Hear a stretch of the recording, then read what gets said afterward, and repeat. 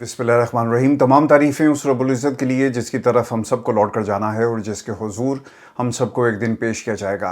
अस्सलाम वालेकुम नाज़रीन, मैं इरफान हाशमी लंदन स्टूडियो से आपको प्रोग्राम में खुशामदीद कहता हूँ। दोस्तों, आज ईद का दूसरा दिन है और वो तमाम दोस्त जिन्होंने हमें आज ज्वाइन किया, आप तमाम दोस्तों को बहुत बहुत ईद मुबारक। दोस्तों, खबर ये है कि जैसे ही सुहेल अफरीदी ने बहनों के साथ चलने का ऐलान किया, पाकिस्तान के ताकतवरों को इनकार किया और इरादा जाहिर किया कि हर मंगल को हम अडयाला की तरफ मार्च करेंगे, सुहेल अफरीदी के खिलाफ तमाम महाजों को ओपन कर दिया गया। सुहेल अफरीदी को यह बताया गया कि सरकार पाकिस्तान की इस्टेब्लिशमेंट के साथ आप हाथ में लाएं, अपनी अगर हुकूमत को बचाना चाहते हैं, हुकूमत को चलाना चाहते हैं, तो ये मज़ामत वाली बातें अब आप भूल जाएं। सुहेल अफरीदी ने इनकार किया तो पहला महाज जो सुहेल अफरीदी के खिलाफ खोला गया वो आईनी अदालत का महाज था, जहां पर जस्टिस अमीनुद्दीन के जरिए एक नोटिस जारी करवाया जाता है कि आएँ और आकर अपनी पोजीशन को क्लियर करें कि एक ऐसा शख्स जो सजा याफ्ता जेल में मौजूद है, उसकी नॉमिनेशन के ऊपर आप एक आईनी ओहदे के ऊपर कैसे रह सकते हैं। यानी आपकी जो तकर्री है वो गैर आईनी अंदाज में की गई और यही मुद्दा है शेर अफजल मरवत का। दोस्तों, जब इस महाज से भी अभी तक कामयाबी इनको नहीं मिली तो एक महाज और खोल दिया गया। वो महाज क्या था कि 40 से 50 लोग अरकान असम्बली सुहेल अफरीदी के खिलाफ एक फॉरवर्ड ब्लॉक बना चुके हैं। अब ये जो स्क्रिप्ट राइटर्स हैं उनको ये समझ ये नहीं आती कि जेल में बैठे हुए शख्स ने सिर्फ एक पैगाम ये भेजा था कि अली मीन गंडापुर, तुम्हारा अब इस कुर्सी पर बैठने का कोई हक नहीं है, तो उसने इस्तीफा दे दिया। और दूसरी तरफ सुहेल अफरीदी का सिर्फ नाम लिया गया। ये 90 के 90 जो अरकान थे, इन्होंने बगैर इमरान खान से मुलाकात किए हुए सुहेल अफरीदी के हक में वोट देकर उसे असम्बली की कुर्सी पर, वज़ारत आला की कुर्सी के ऊपर बैठा दिया। अब खबर ये आ रही है कि मंगल के रोज़ सुहेल अफरीदी काबीना और तमाम अरकान असम्बली के साथ अडयाला की तरफ मार्च करेंगे और ये जवाब होगा उन तमाम ताकतों को, उन तमाम लोगों को, उन तमाम टाउट सहाफ़ियों को जो बार बार ये कह रहे हैं कि जनाब 52 के करीब ऐसे लोग हैं, अरकान असम्बली हैं, जिन्होंने सुहेल अफरीदी के खिलाफ अदम एतमाद का इजहार कर दिया और एक नया महाज क्रिएट किया जा रहा है सुहेल अफरीदी के खिलाफ। तो 92 के करीब जो अरकान असम्बली हैं, जब वो साथ चल रहे होंगे तो ये दुनिया को पैगाम चला जाएगा कि कितने लोग सुहेल अफरीदी के खिलाफ हैं। मैं दोस्तों इससे पहले भी बड़ी तफसील के साथ आपको बता चुका हूँ कि ये काम इतना आसान नहीं है। आप इसे प्रोपेगेंडे के तौर पर, नैरेटिव बिल्डिंग के तौर पर, करप्शन के इल्ज़ामात लगाकर, कुछ नाम नहाद तहकीकाती सहाफ़ियों के ज़रिए खबरें तो आप ज़रूर पब्लिश करवा सकते हैं नैरेटिव बिल्डिंग के लिए, लेकिन हकीकत में सुहेल अफरीदी को उस कुर्सी से हटाना इतना आसान नहीं होगा। इस कुर्सी से अगर कोई सुहेल अफरीदी को हटा सकता है तो वो सुहेल अफरीदी का लीडर इमरान खान है। इमरान खान के हुक्म पर सुहेल अफरीदी इस कुर्सी से हटेगा। इसके अलावा तहरीक इंसाफ की जो बका है KPK के अंदर, वो तमाम MNAs MPs जो सुहेल अफरीदी के इवन के मुखालिफ भी हैं, वो भी काम नहीं कर सकते। उसकी बुनियादी वजह यह है कि KPK के अंदर अवाम का वोट बैंक इमरान खान का है। इन तमाम लोगों को ये बात बखूबी मालूम है कि अगर हमने इमरान खान की चॉइस के अलावा किसी और शख्स के साथ खड़े हुए या कोई हमने फॉरवर्ड ब्लॉक बनाने की कोशिश की तो हम अपने हलकों में नहीं जा सकेंगे। इसीलिए कभी शेर अफजल मरवत है, कभी अली मीन गंडापुर है, उनके ज़रिए ये पैगाम जो दिया जाता है। पिछले 2-4 दिनों के अंदर ना अली मीन गंडापुर की जो असम्बली के फ्लोर के ऊपर आमद की वीडियोस भी शेयर की जा रही हैं, जिसमें अली मीन गंडापुर के नारे लगवाए जा रहे हैं और एक तासुर ये दिया जा रहा है कि अली मीन गंडापुर दोबारा वापस आ रहा है। दोस्तों, पसे पर्दा बहुत सारी मीटिंग्स हो रही हैं, शेर अफजल मरवत की भी, और इसके अलावा अली मीन गंडापुर की मीटिंग्स के हवाले से दावे भी सामने आए, जिसमें इनके राब्ते नून लीग के साथ हैं, इनके राब्ते दीगर जमातों के साथ भी हैं और ये कोशिश कर रहे हैं कि एक फॉरवर्ड ब्लॉक बनाकर इमरान खान की KPK के अंदर हुकूमत को ख़त्म किया जाए और सुहेल अफरीदी को घर भेजा जाए। और दोस्तों, आईनी अदालत का जो बार बार जिक्र किया जा रहा है ना कि वहाँ से फैसला आ जाएगा, चले फैसला लिखा लिखाया आ भी जाए, जिसे अमीनुद्दीन या किसी और जज ने पढ़ के सुनाना है, तब भी दोबारा से पार्लिमानी इजलास बुलाया जाएगा कमेटी का और सुहेल अफरीदी को नॉमिनेट करके दोबारा से वज़ीर आला बनवाया जा सकता है। तो ये काम इतना मुश्किल नहीं है, आप कोशिश करके देख लें। ये सिर्फ नैरेटिव बिल्डिंग हो रही है सुहेल अफरीदी को कंट्रोवर्शियल बनाने के लिए। आप जितना उसे कंट्रोवर्शियल बनाएंगे सोशल मीडिया के ऊपर, आवाम उसके साथ उतनी खड़ी होगी। देखिए, अभी तक कोई 32 से 30 के करीब जो मेंबरान असम्बली हैं, उन्होंने सुहेल अफरीदी के हक में अपने बयानात सोशल मीडिया पर जारी कर दिए। तो आप ये भी कोशिश करके देख लें और आपको इसका जवाब मिल जाएगा। लेकिन जो सबसे इंपॉर्टेंट चीज़ है इस पूरे माहौल के अंदर, अवाम सुहेल अफरीदी के साथ खड़ी है, सोशल मीडिया सुहेल अफरीदी के साथ चल रहा है, लेकिन सुहेल अफरीदी को करना क्या है कि इमरान खान के मुकदमे को सही अंदाज में लड़े। जब सुहेल अफरीदी लोगों की आंखों में आंखें डालकर बात करता है तो लोग यही वाला सुहेल अफरीदी चाहते हैं کہ وہ پوچھے اقتدار والوں سے، وہ پوچھے طاقتوروں سے، وہ پوچھے پاکستان میں جو قانون کی دھجیاں اڑا رہے ہیں کہ عمران خان کی ملاقاتیں کیوں نہیں کروائی جاتی۔ دوستو، عید کے دوسرے دن آج خان صاحب کی ایک پرانی ویڈیو میری نظروں سے گزری جس میں ان کی نیوز کانفرنس کا ایک حوالہ دیا گیا، اور یہ ان دنوں کی بات ہے جب خان صاحب کی حکومت کو ختم کر دیا گیا تو پاکستان کے ٹیلی ویژن چینلز کے اوپر ان کی پریس کانفرنسز کو لائیو دکھایا جاتا رہا ہے۔ اس وقت یہ کیسز 9 مئی کے اور دیگر جو مقدمات تھے وہ عمران خان کے خلاف بنائے نہیں گئے تھے، صرف حکومت کو ختم کیا گیا۔ خان صاحب نے ٹی وی پر پاکستان میں پیپلز پارٹی کی حکومت اور ذوالفقار علی بھٹو کو کس طرح سے راستے سے ہٹایا گیا یہ پورے حقائق رکھے۔ ذوالفقار علی بھٹو پاکستان کی ایک آزاد خارجہ پالیسی پر کام کر رہے تھے اور پاکستان کی آزاد خارجہ پالیسی کی طرف ملک کو لے کر جا رہے تھے، اور یہ امریکہ کو کسی طرح بھی قابل قبول نہیں تھا۔ امریکہ یہ سمجھتا تھا کہ یار پاکستان کو ہم نے اپنے کنٹرول میں کرنا ہے اور وہاں پہ ہمیں ایک ڈمی حکومت چاہیے، اور اگر یہ ڈمی حکومت نہ بنی تو یقیناً اس کا نقصان ہوگا۔ ہمارے ایجنڈے کو آگے کون بڑھا سکتا ہے؟ تو ذوالفقار علی بھٹو کو عبرت کا نشان بنانے کے لیے انہوں نے یہاں کے لوگوں کے ساتھ ساز بات شروع کر دی۔ امریکہ، خان صاحب کہتے ہیں کہ خوش نہیں تھا کہ پاکستان کی آزاد خارجہ پالیسی ہو۔ امریکہ چاہتا تھا کہ پاکستان کی خارجہ پالیسی کو کنٹرول کیا جائے۔ امریکہ ہمیں ہی ذمہ دار ٹھہراتا رہا اور ساری ذمہ داری انہوں نے ہمارے پہ ڈال دی۔ یہاں کے میر جعفر اور میر صادق کو ہم پر مسلط کیا گیا۔ وہ کون سے تھے؟ وہ ان لوگوں کی بات کر رہے ہیں جنہوں نے امریکہ کے ساتھ ساز باز کی۔ 5 جولائی کو مارشل لا لگا کر ذوالفقار علی بھٹو کی حکومت کو ختم کر دیا گیا، اور یہ پہلا سٹیپ تھا پاکستان کی جمہوریت کے خلاف۔ ذوالفقار علی بھٹو پاکستان کو آزاد خارجہ پالیسی کی طرف لے کر جا رہے تھے، اور شاید پاکستان کے اندر کچھ لوگوں کو یہ قابل قبول نہیں تھا۔ دوستو، یہ جو آزاد خارجہ پالیسی ہے نا، اسے سمجھنے کے لیے آپ ایران اور پاکستان کی جو موجودہ صورتحال ہے اسے آپ اٹھا کر دیکھ لیں۔ ایران کے اوپر وہ بم گرا رہے ہیں، پاکستان کے اوپر IMF کو وہ مسلط کر دیتے ہیں، تو دونوں طریقوں سے آزاد خارجہ پالیسی کو کنٹرول کیا جا رہا ہے۔ انہیں سمجھ میں آ گئی کہ یار اگر ہم نے پاکستان کے اوپر حملہ کیا تو پاکستان اس کا جواب دے گا، اور یہ اتنا آسان نہیں ہوگا، تو لہٰذا ہم اپنے اکنامک ہٹ مین کو پاکستان میں اتارتے ہیں۔ وہ پاکستان کی معیشت کے اوپر حملہ کرے گا، پاکستان کے جو بجلی کے بل کا فیصلہ، پاکستان میں کس کو کتنے پیسے، کتنا ٹیکس لگنا ہے، یہ تمام فیصلے ہم اپنے ہاتھ میں کر لیں گے، تو پاکستان بری طرح ہمارے شکنجے میں پھنس جائے گا، تو ہمیں ضرورت نہیں ہے اپنی فوجیں اتارنے کا پاکستان کی سرزمین کے اوپر۔ دوسری طرف ایران نے کیا کیا؟ ایران نے 47 سال امریکہ سے جنگ کی ہے، 47 سال تک وہ ڈٹ کے کھڑے رہے اور آج بھی کھڑے، 47 سال سے وہ تیاری کر رہے تھے۔ وجہ کیا تھی؟ آزاد خارجہ پالیسی۔ اس لیے آخرکار امریکہ کو اسرائیل کے ساتھ مل کر ان کے اوپر حملہ کرنا پڑا، اور اب وہ کوشش کر رہے ہیں کہ میزائلز کے ذریعے، بموں کے ذریعے ہم ایک ایسی ڈیل کر سکیں جسے ہم ٹیبل پر بیٹھ کر اکنامک سینکشنز کے ذریعے دیگر معاملات میں ہم انہیں اچیو نہیں کر سکے۔ ہم نے وہاں پہ جنگیں کروانے کی کوشش کی، ہم نے وہاں پہ بہت سارے گروپس کو کھڑا کرنے کی کوشش کی، ہم نے وہاں پر جو حکومت کا تختہ الٹنے کے لیے اپنے جاسوسوں کو بھی ایران میں اتار کر دیکھ لیا، لیکن کسی محاذ پر ہمیں کامیابی حاصل نہیں ہوئی، لہٰذا اب ہمیں بم ہی گرا کر اپنی کامیابی کو جو ہے وہ حاصل کرنا ہے۔ تو یہ ایک فرق تھا۔ عمران خان نے جب انکار کیا تو آج آپ دیکھ لیں کہ عمران خان کی حکومت گرانا اس لیے آسان تھا کہ یہاں پر کچھ میر جعفر، میر صادق بیٹھے تھے اور ان کا ساتھ دیا پاکستان کی PDM کی حکومت نے، اور عمران خان کی حکومت کو ختم کر دیا گیا۔ تو آج کے دن وہ تمام عناصر جو قومی مفادات کے خلاف ہیں وہ کوششیں ضرور کریں گے، لیکن انہیں کامیابی کبھی بھی حاصل نہیں ہوگی۔ عمران خان جیل میں بیٹھ کر جو قربانی دے رہا ہے، علیمہ خان اور سہیل افریدی ایک پیج پر جو نظر آ رہے ہیں، اب آپ اگلے کچھ دنوں کے اندر مزید محاذ کھلتے ہوئے دیکھیں گے۔ لیکن دوستو، جو امپورٹنٹ خبر اس پورے سینیریو میں بن رہی ہے وہ ہے علیمہ خان اور سہیل افریدی کا ایک پیج پہ موجود ہونا، اور منگل کا دن جب اڈیالہ کی طرف دوبارہ سے مارچ کیا جائے گا، اور یہ ان تمام لوگوں کو ایک بڑا واضح پیغام ہوگا کہ سہیل افریدی کی سپورٹ بھی پارلیمان میں بھی موجود ہے، بہنیں بھی سہیل افریدی کے ساتھ کھڑی ہیں، پاکستان کی عوام بھی کھڑی ہے، اور سوشل میڈیا بھی سہیل افریدی کے ساتھ کھڑا ہے۔ دوستو، پاکستان کے اوپر جن لوگوں کو مسلط کیا گیا، نہ ان کی کوئی پالیسی ہے، نہ ان کے پاس بیانات ہیں، نہ ان کے پاس کوئی حکمت عملی ہے، اور نہ ہی ان کے پاس کوئی دلائل ہیں۔ رانا صاحب نے کل ایک سٹیٹمنٹ دی کہ اگر جنگی صورتحال نہ ہوتی تو وزیر اعظم ایک بڑا ریلیف پیکج پاکستان کی عوام کے لیے اسے ضرور جو ہے اس کا اعلان کرتے ہیں۔ پھر یہ بجٹ کے حوالے سے بھی کچھ بات جو اس تناظر میں ہو رہی ہے کہ جو تنخواہ دار طبقہ ہے اس کو ایک بڑا ریلیف دینے کی تیاری کی جا رہی ہے۔ دیکھیں، یہ جو پچھلے جب آپ شہباز شریف صاحب سے ان کی گفتگو کو سنیں تو وہ یہ کہتے ہیں کہ اگر جنگ نہ ہوتی تو پاکستان ترقی کر چکا ہوتا۔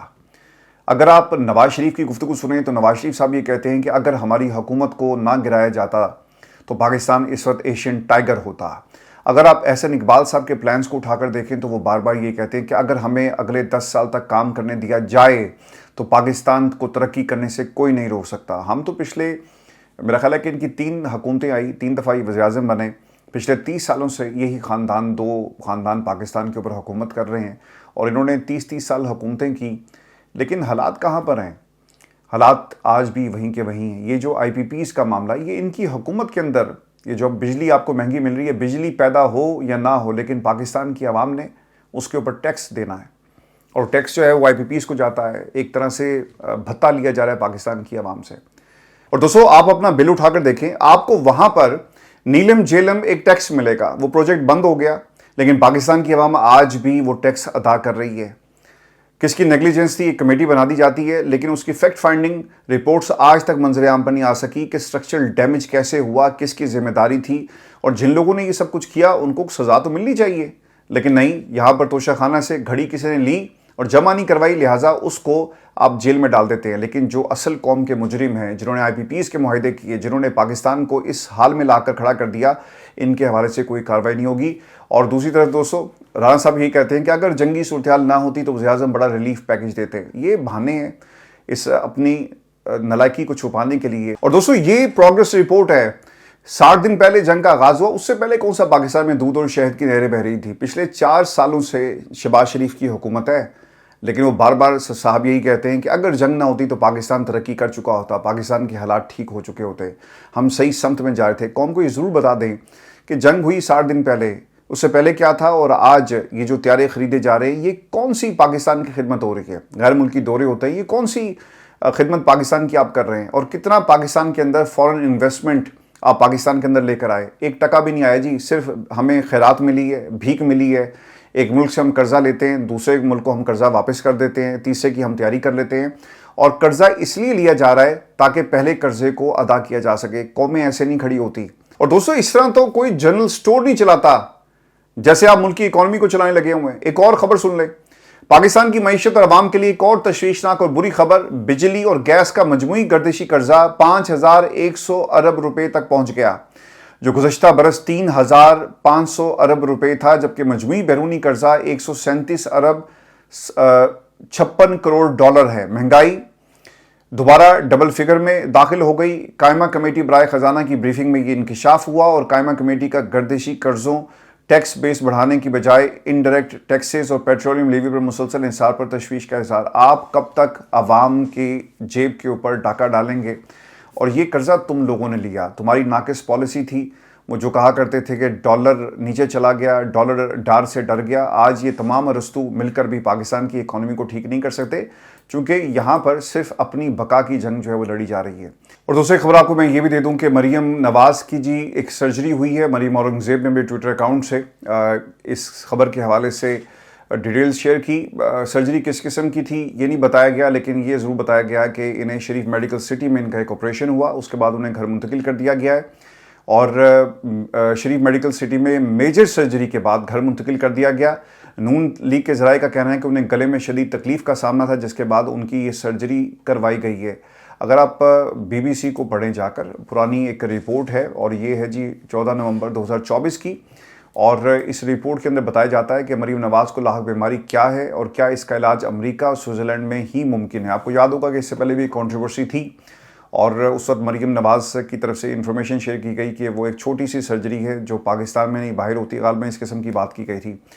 تو اس کے اوپر پورا ایک تحقیقاتی ایک فیچر چھپا بی بی سی کے اندر, جس میں ہر اینگل سے اس بیماری کو ڈسکس کیا گیا تھا کہ کیا پاکستان میں اس کا علاج ہوتا ہے یا نہیں ہوتا.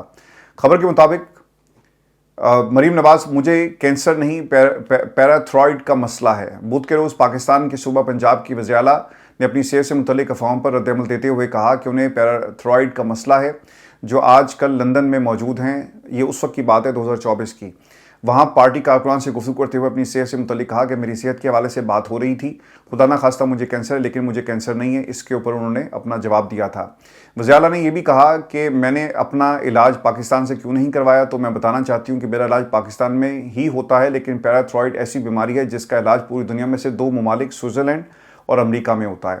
اچھا, اس دعوے کے بعد علاج انگلینڈ میں ہوا یا سوئٹزرلینڈ میں یا کہاں، کیا یہ ممکن ہے؟ انہوں نے ایک انویسٹیگیشن کی. اب یہ پیراتھوائڈ ہے کیا؟ اس پہ بی بی سی نے مختلف ایکسپرٹس کے جو انٹرویو سے انہیں شائع کیا اور ان انٹرویوز میں جو سوالات کیے گئے. پیراتھوائڈ کیا ہوتا ہے؟ پیراتھوائڈ انسانی جسم میں موجود ایسے غدود ہیں جو پی ٹی ایچ یا پیراتھوائڈ ہارمونز خارج کرتے ہیں، جس کا کام خون میں کیلشیم کی مقدار کو کنٹرول کرنا ہے. پھر یہ بھی بتایا جن ایکسپرٹس سے انہوں نے بات کی کہ ہماری گردن کے سامنے والے حصے میں ایک گلینڈ ہوتا ہے جسے تھرائیڈ گلینڈ کہتے ہیں.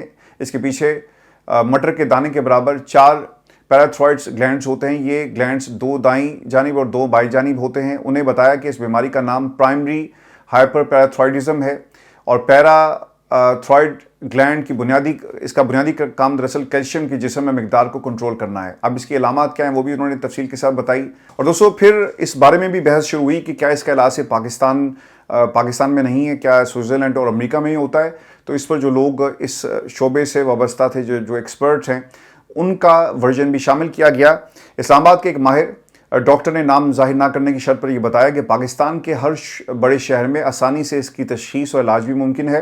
علاج کے لیے ادویات اور انجیکشن میں پاکستان میں دستیاب ہے اور اگر سرجری کرنی ہو تو وہ بھی پاکستان میں ممکن ہے. اب دیکھنا یہ ہوگا جی کہ یہ کیا وہی آپریشن ہے یا کچھ اور ہوا ہے، اور اگر گلے کا ہے جیسا کہ اسے شیئر کیا گیا ہے پاکستان میں میڈیا کی طرف سے، لیٹس سی کہ کیا یہ وہی سرجری تھی، اس کی کنٹینیوٹی ہے، یا پھر کچھ اور ہوا ہے جس کی سرجری شریف میڈیکل ہسپتال میں کروائی گئی. لیکن یہ بات اس وقت ضرور تھی کہ یہ کہا گیا کہ اس کا علاج سوئٹزرلینڈ اور صرف امریکہ میں ہوتا ہے، دنیا میں کہیں نہیں ہوتا. تو پھر اس کے بعد ہم نے بہت سارے ڈاکٹر جو پاکستان سے جن کا تعلق تھا، انہوں نے اس کے اوپر اپنی جو ماہرانہ جو رائے تھی اس کا اظہار کیا تھا. اور دوستو اب میں آپ کو ایران امریکہ جنگ کے حوالے سے کچھ اپڈیٹس دے دوں. اور ایران نے امریکن بیسز کو ٹارگٹ کیا ہے. تفصیلات کے مطابق ایران پر نئے امریکی حملے اور ایران کا جوابی وار. ٹرمپ نے عمان کو بھی کارروائی کی دھمکی دے دی ہے. تو اس ماحول کے اندر تو مذاکرات نہیں ہو سکتے. تفصیلات سر کچھ ایسے ہیں کہ ایرانی وزارت خارجہ کے ترجمان اسماعیل بقائی نے اپنے بیان میں کہا کہ ایران عمان کے خلاف امریکی حکام کی دھمکی امیز زبان کی سخت مذمت کرتا ہے اور خطے کے ممالک کی خود مختاری کے احترام پر یقین رکھتا ہے. میڈیا رپورٹس کے مطابق امریکی صدر ڈونلڈ ٹرمپ نے آبِ ہرمز کے کنٹرول کے معاملے اور عمان کو خبردار کرتے ہوئے کہا کہ اگر عمان نے سب کی طرح رویہ اختیار نہ کیا تو امریکہ سخت کارروائی کرے گا. انہیں مسئلہ یہ کہ عمان اور ایران کا آپس میں اب ایک اتحاد ہو گیا اور یہ مل کر یہ ان پانیوں کو کنٹرول کرنا چاہتے ہیں، جس کے اوپر امریکہ اپنے تحفظات کا اظہار کر رہا ہے. لیکن عمان نے اپنا جو تجارت والا معاملہ ہے وہ ایران کے ساتھ شروع کر دیا ہے. اب ایران عمان کے درمیان جو تجارت ہے یہ بھی ان کو کھٹک رہی ہے کیونکہ یہ امریکن کیمپ میں نہیں ہے. تو ڈونلڈ ٹرمپ نے اب عمان کے خلاف بھی ایک محاذ کھول دیا اور اب سے کچھ ہی دیر پہلے جو ڈونلڈ ٹرمپ کی سٹیٹمنٹس انٹرنیشنلی رپورٹ ہوئی ہیں اس میں عمان کے اوپر بھی حملے کرنے کی دھمکی دی جا رہی ہے. تو اگر آپ نے عمان کے اوپر حملہ کیا تو یقیناً ادھر سے ایران پھر ان کی حفاظت کے لیے آئے گا اور پھر آپ اس جنگ کو روک نہیں سکیں گے. دوستو خبر یہ ہے کہ ایران پر نئے امریکی حملوں کے بعد تیل کی قیمتوں میں دوبارہ اضافہ ہو گیا ہے. تفصیلات کے مطابق ایران میں نئی کارروائیوں کے بعد عالمی سرمایہ کاروں میں تشویش بڑھ گئی ہے، جس کے باعث تیل کی قیمتیں دوبارہ اوپر چلی گئی، جبکہ ایشیائی اسٹاک مارکیٹس میں بھی زیادہ تر مندی دیکھی گئی. رپورٹ کے مطابق امریکی فوج نے ایران کے جنوبی شہر بندر عباس میں ایک کنٹرول سینٹر کو نشانہ بنایا، جبکہ 4 ایرانی ڈرونز کو بھی مار گرانے کا دعویٰ کیا گیا.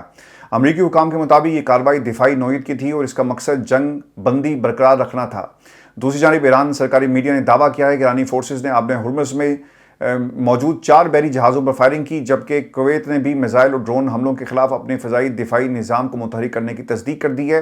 اور اس کے بعد انٹرنیشنل مارکیٹس کے اندر ایک زبردست قسم کا آپ کو جو رجحان ہے تیل کی قیمتیں نیچے جانے کا وہ نظر آ رہا ہے. دوستو ایک اور خبر بھی آپ کے ساتھ شیئر کر دوں کہ ایران پر نئے امریکی حملے اور ایران کا جوابی وار. کویت اور لبنان اور خلیج میں اس وقت ہائی الرٹ ہے اور مزید حملے بھی ہو سکتے ہیں. ڈونلڈ ٹرمپ جو ہمیشہ سے یو ٹرن لینے کے بڑے آپ کو ماہر نظر آتے ہیں، انہوں نے ایک بار پھر دھوکہ دیا ہے اور پھر ایران نے اس کا بھرپور طریقے سے جواب دیا. اور دوستوں میں آپ کو ایک خبر یہ بھی دے دوں، اور جو امریکہ کی بیس کے اوپر حملہ ہوا اس کی ایک ویڈیو بھی آ گئی ہے. ایرانی پاکستان انقلاب نے امریکی حملوں کے جواب میں امریکی فوجی اڈے پر میزائل حملے کی ویڈیو جاری کی ہے. ایران کے پاکستان انقلاب نے بندر عباس میں ہونے والے امریکی حملوں کے جواب میں امریکی فوجی اڈے پر میزائل حملے کی ویڈیو جاری کی. اور ایران ان کا یہ خیال تھا کہ مذاکرات کے میز پہ بیٹھے ہیں تو ایران شاید پیچھے ہٹ جائے گا، تو ایران پیچھے نہیں ہٹے گا. اور جو اس وقت اسرائیلی لابی اپنا رنگ اصل دکھا رہی ہے اور ڈونلڈ ٹرمپ کے ذریعے ایران کے اوپر شاید یہ حملے دوبارہ کیے جائیں گے. تو دوستو اس ماحول کے اندر اگر کوئی یہ سمجھتا ہے کہ مذاکرات کامیاب ہو جائیں گے اور مذاکرات کی طرف ہم بڑھ رہے ہیں، تو یہ صرف اور صرف وقت کو دھکا دیا جا رہا ہے، اپنے آپشنز ایکسپلور کیے جا رہے ہیں. کسی صورت بھی مذاکرات اس ماحول میں نہیں ہو سکتے. آپ نے ایران کے اوپر حملہ کیا، ایران نے پلٹ کر اسی طرح آپ کی بیس کو ٹارگٹ کیا ہے. تو اب تو خیر وہ ڈار صاحب بھی مارکو روبیو سے مل رہے ہیں، کل ان کی غالباً ملاقات ہے واشنگٹن کے اندر. لیٹس سی کہ وہ کیا پیغام لے کر جا رہے ہیں، لیکن اس ماحول میں مذاکرات کسی صورت بھی کامیاب نہیں ہوں گے. تو یہ ہماری آج کی ویڈیو تھی. عرفان ہاشمی ٹاکس پہ جا کر ابراہیم اکارڈ کے اوپر ہم نے ایک الگ سے ویڈیو بنائی ہے، وہ ضرور دیکھیے گا. اپنا خیال رکھیں، اجازت دیجیے، اللہ نگہبان.